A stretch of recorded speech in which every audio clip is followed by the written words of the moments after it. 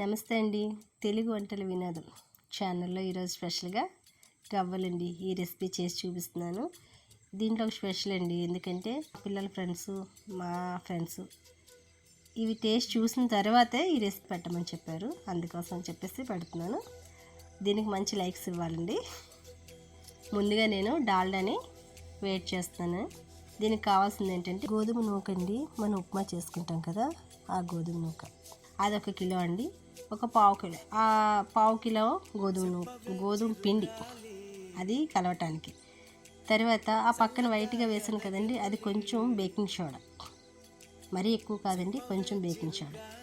ఒక కిలోకి పావు కిలో లాగా గోధుమ పిండి యాడ్ చేశానండి, మెత్తగా రావటానికి. ఇది నూక కాబట్టి ఈ నూకకి పిండి అనేది బాగా కూడా ఈ డాల్డా వేడి చేస్తుంది అనేది వేసేసి ఎక్కడ కూడా ఉండలేకుండా కలపాలండి మొత్తం అంతా.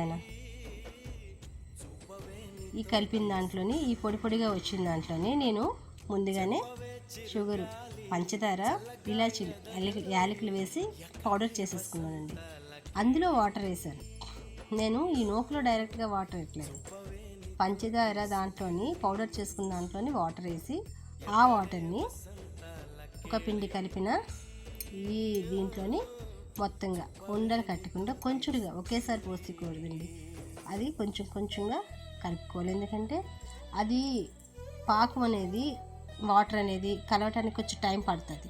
అది నూక అనేది నానుతున్న కొద్దీ మనకి చెమ్మ అనేది వచ్చి, జిగురు తోటి కూడిన చెమ్మని వచ్చి గట్టి పడుతుంటుందండి. ఎందుకంటే వాటర్ శాతం మనకి ఎంత కావాలో అది కలుపుకుంటేనే తెలుస్తుంటుంది.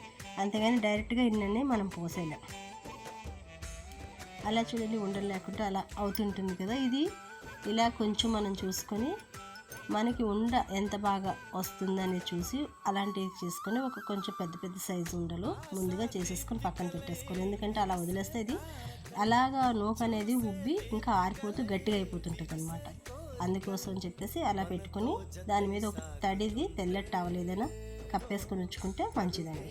దీన్ని ఈ ముద్దల్లో ఒక్కొక్క ముద్ద తీసుకొని చిన్న చిన్న రవ్వలు చేసుకొని, నేను చూడండి ఈ యొక్క చిన్న బుట్టలు ఉంటాయి కదండి, అంటే మోడల్ ఏవైనా ఉంటే దాంట్లో పెట్టి చిన్న చిన్న గవ్వలు ఒకే సైజు ఉండలు చేసుకొని చిన్న చిన్న రాసి పెట్టుకొని చేసుకోవచ్చు. అవన్నీ ఒకే సైజులో పెట్టుకొని ఇవ్వండి ఈ కడాయిలోని కొంచెం అందులోని బాగా ఎక్కువగా ఆయిల్ కాగిపోకూడదు, ఎందుకంటే మాడిపోతాయి ఒకేసారి. గోధుమ రవ్వ చాలా స్మూత్గా తొందరగా ఇదైపోద్ది కాబట్టి అది కొంచెంగా చూడండి బాగా వస్తున్నాయి కదా ఒకే సైజులోని. వీటిని గోధుమ రంగు బంగారం ఛాయల మధ్యలో వచ్చి తీసుకుంటే చాలా బాగుంటుందండి. ఇవి పెద్దవాళ్ళకి కూడా రుచిగా ఉంటాయి, ఇష్టపడి తింటున్నారండి. ఎందుకంటే నేను ఆల్రెడీ రెసిపీ చేసేసి అందరికీ పంపించేశానండి. అందరూ తినేసిన తర్వాత వాళ్ళ ఇంట్రెస్ట్ మీద బాగా చేయమంటే ఇప్పుడు చేసి పెడుతున్నానండి. చూడండి అది పట్టుకోగానే ఎలా విరిగిపోయిందో. నేనైతే ఈ రెసిపీని అరుణాచలం వెళ్ళేటప్పుడు పిల్లలు స్నాక్స్ కింద తింటారని చెప్పి చేశానండి.